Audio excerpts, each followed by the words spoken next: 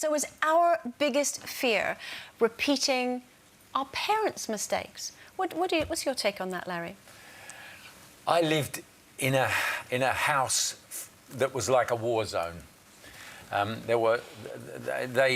mother and father just did not like each other, and they got caught up in a marriage of convenience, and it was horrible. They fought for 9 years and then finally split up. So, you know, it really affected me, and it affected my brother and my sister. Did you live with your mum or your dad?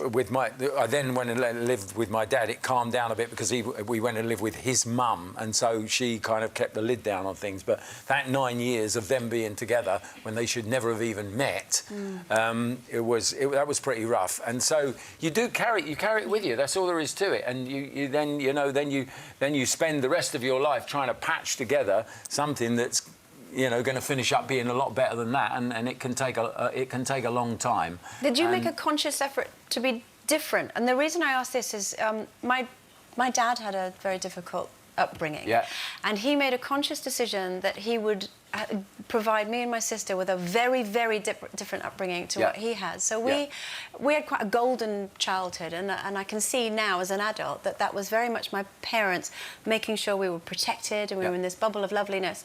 Is that something you consciously try to do in your own way? Obviously, everyone does it in very different ways. In the end, I did, but it took me a long time to understand that that's what I needed to do. Yeah. And it takes mistakes, you know. You're learning as you go as well. Just because you're a parent or, you know... Or an adult. It doesn't mean that you know everything. You haven't got the book of answers, unfortunately. So it does take mistakes along the way, I think, for all of us, really. That's probably why I've been married, like, 3 times. This isn't a joke, it's real. I'd rather my kids be in a happy home than a home where there's lots of arguments and stuff. And as a child, my mum and dad divorced. So we used to split my time between my dad and my mum. Whether that's what we wanted or not, it's the right thing to do, you know. Yes. So the same with me. When I split with Pete, we had to share the kids half and half. Obviously, I didn't want that because I wanted them more, but you have to think of the children. But the sad thing is, when you have stepdads and things like that involved, it's like, you know, Junior Princess will go and see Pete, but Harvey doesn't, and Harvey is aware of it.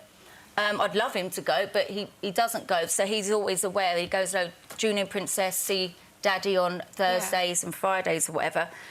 But there's nothing you could do. Some people stick to things, some people don't. But it's sad when it does affect kids when they've got stepdads and... I think it's interesting... Not meaning that horribly. Well, it's not nice for Harvey, but... I think it's interesting as well, as obviously, you know, you're speaking from the perspective of, you know, what could be called broken homes. I'm bringing my children up in a home where the parents are together. I don't like using the term broken home because actually our home is full of love and laughter. But they're lucky, they get double presents, double this is what I say to them, you know. But looking at in terms of past mistakes, mine would be I tried to emulate what my parents had, but that wasn't ever going to happen for me, and I see that now. And actually, it's interesting. You think perfection is sometimes a great place to start off with, but you will make your own mistakes in life. Andrea, can I bring some comments in from this? Because there's some really lovely ones, like Kerry, some really emotional ones here. Kerry says, both parents were alcoholics. Being the eldest of 5 children, I had to take on a grown-up role from a very young age. I don't drink at all and rarely have my children around drunk people. It scares me. So it does have a big impact on you. Were you conscious of, like, not making the same mistakes that your parents made? I think I was so emotionally damaged, I didn't know what I was doing. I was just plunging on, trying to make some sort of a life for myself, and that was it. I didn't have time to think. I just instinctively knew that what had gone on up to that point was not going to be the way I wanted to live my life, and I just got out of Dodge. Larry, we're going to have to get out now as well, I'm afraid. For more Loose Women action, click here. And I'd subscribe if I were you. It's totally free, and it means you'll be kept up to date with new videos and exclusive YouTube content.